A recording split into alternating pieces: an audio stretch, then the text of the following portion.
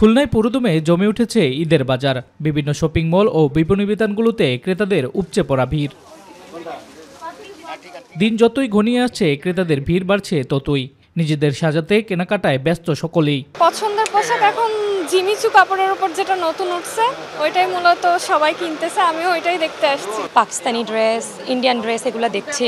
আমি 2টা জুতা কিনেছি, গাউন কিনছি, অনেক ভালো লাগতেছে। বিগত বছরের চেয়ে এবার বিদেশি পোশাকের আমদানি কম বলে জানিয়েছেন ব্যবসায়ীরা। অন্যদিকে সব পোশাকের দাম অনেকটাই বেশি বলে অভিযোগ ক্রেতাদের।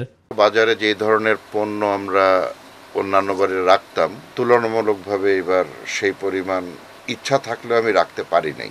এবার বেশি চলতেছে আপনার দিল্লির এবং পাকিস্তানি, এই দুই দেশের প্রোডাক্টটা বেশি চলতেছে। সবকিছু মিলাই একটু বেশি মনে হচ্ছে।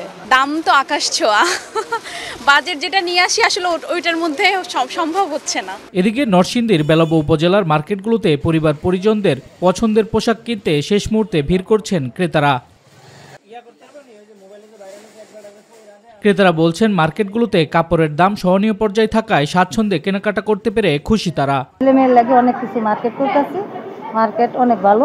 ঈদে পাঞ্জাবি কিনলাম, প্যান্ট কিনলাম, আমার ভাইয়ের জন্য প্যান্ট কিনলাম, আমার ছেলের জন্য, আমার মেয়ের জন্য আমি জামাগুলো নিয়েছি। খুবই স্বল্প মূল্যে জামাগুলো দেওয়া গেছে। ব্যবসায়ীরা বলছেন রমজানের শুরুতে বেচাকেনা কম হলেও শেষ মুহূর্তে দোকানগুলোতে ভিড় জমাচ্ছেন ক্রেতারা।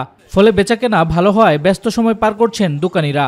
ইনশাআল্লাহ আলহামদুলিল্লাহ বেচাকেনা খুবই ভালো। বাচ্চা আইটেমগুলো বেশি বেশি চলতেছে, আশা করি সামনে আরো কাস্টমার আসবে। ঈদকে কেন্দ্র করে ব্যবসায়ী ও ক্রেতাদের নিরাপত্তা নিশ্চিতে সব ধরনের ব্যবস্থা গ্রহণ করেছে প্রশাসন।